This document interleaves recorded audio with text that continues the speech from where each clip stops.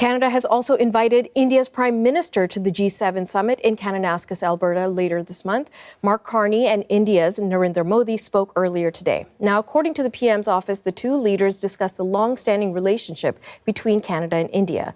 In a message on X, Modi says he's looking forward to attending the summit. Ties again have been frayed recently between India and Canada. That's because India's government has been accused of murder, extortion, and targeting Sikh activists in Canada. India has denied those allegations. And also keep in mind that India is not a member of the G7, but has been invited to the summit every year since 2019. This afternoon, the Prime Minister spoke about the importance of cooperation with India in all areas, including trade and diplomacy. India, the fifth largest economy in the world, effectively the most populous country in the world, central to a number of those supply chains, at the heart of a number of those supply chains, so it makes sense. And in addition, bilaterally, we have now agreed, importantly, to continued law enforcement dialogue. So there's been some progress on that. It recognizes issues of accountability. I extended the invitation to Prime Minister Modi in that context, and he has accepted. So what impact could this renewed communication have on Canada's global standing and its relationships with India and China, and not to mention the United States? Well, to dig deeper into all of this, joining me in studio now is Ben Rowswell. He's the convener of the Circle for Democratic Solidarity, and he's a former Canadian diplomat. Mr. Rowswell, really great to have you in studio. Thank you for coming in. Nice to be here. There's so much to pull apart, sir. Looking ahead to the G7 summit, this invitation extended, not unusual, as I mentioned, since 2019, but the fact that Canada's relationship with India has been so frayed in recent years. What do you make of our new Prime Minister extending this olive branch? Well, this is a moment of major global realignment. In the wake of the United States fundamentally changing its system of government and its relationship with the rest of the world, the key question in Kananaskis will be, can the free world survive the loss of its leader? Prime Minister Carney has laid out one idea about how that might come to pass, which would be to bring the remaining large liberal democracies together into a new grouping of reliable trading partners and reliable allies. That group is going to need to reach out to other countries of the world outside of its sort of inner core in order to maintain security and prosperity for its citizens. And so that's where I think all cards are on the table, and the invitation to Prime Minister Modi makes sense within that geopolitical realignment. It does raise some concern, even some ire among some Canadians, because there is this diplomatic and legal entanglement with the accusations that people linked to the Indian government were operating in schemes to murder Canadian citizens. And in fact, as far as we know from Canadian security forces, very legitimate evidence that in fact senior officials within the Indian government knew that there was a setup and a plot, and in fact said go ahead with the plot to murder a Canadian citizen linked to what they describe as a terrorist movement operating here in Canada. The question for many Canadians becomes, how do you create that balancing act of needing to work with a hugely developing nation, a democratic state, flawed as it may be to some, but also maintaining our integrity and saying there's a line and we will not permit India to cross it? I'm not sure it's so much of a balance as a question of priorities. And for Canada, I think Canada's governments, one after the other, have made it absolutely clear the top priority is the safety, the security, the liberty of our citizens. I would imagine that that's been made abundantly clear to Prime Minister Modi in the invitation, that the RCMP investigation will go ahead, and no one really needs to question the willingness of the Government of Canada to stand up for its citizens. I mean, the extraordinary steps that were taken to denounce the Indian government on the floor of the House of Commons, that's a step that only a strong and self-confident government or a country can do. But let me jump in, because it was a government under a different Prime Minister.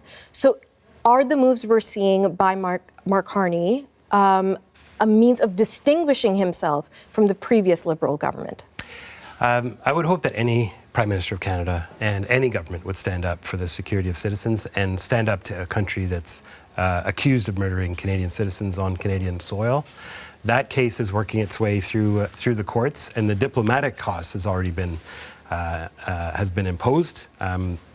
the government of India because of its refusal to collaborate with the government of Canada in the investigation, and really to refuse to have very basic diplomatic communications, ended up getting kind of embarrassed in front of the entire world when Prime Minister Trudeau stood up. I don't think that Prime Minister Carney gains anything by distinguishing himself from another Prime Minister who stood up for Canadian citizens. Rather, I think we need to think of that as a threshold over which no government would ever pass. But should we be able to work with a foreign government and have them respect Canada's sovereignty, not interfere in the domestic affairs of Canada?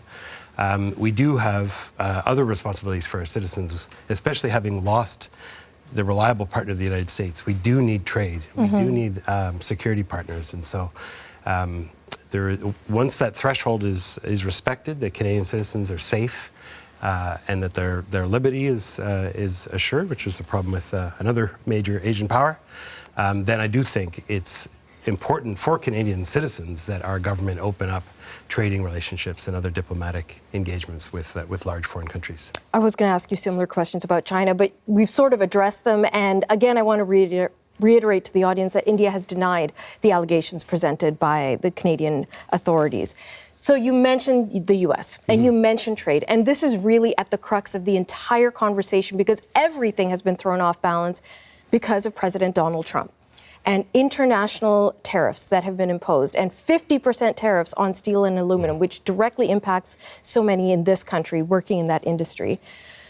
So what do you make of how the Prime Minister is navigating these very murky waters?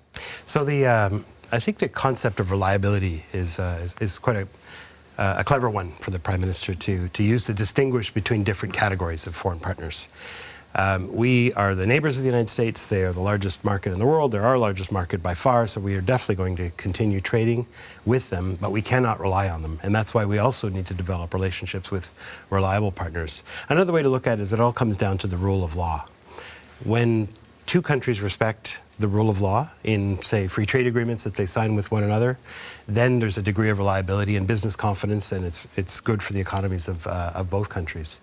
We need to develop much deeper trading relationships with other countries that are in that category. That category no longer includes the United States, so we also need to learn to trade with countries that are unreliable. And I think really the kind of key question coming in G7, the G7 is, are the remaining reliable countries, the 6 liberal democracies plus the European Union in Europe, North America, and Asia, are they going to be able to come together and form a coherent enough and tight enough bond that we can provide the level of prosperity and security, even amidst what will probably be a permanent state of unreliability with the United States, as long as it has a government that no longer respects the rule of law.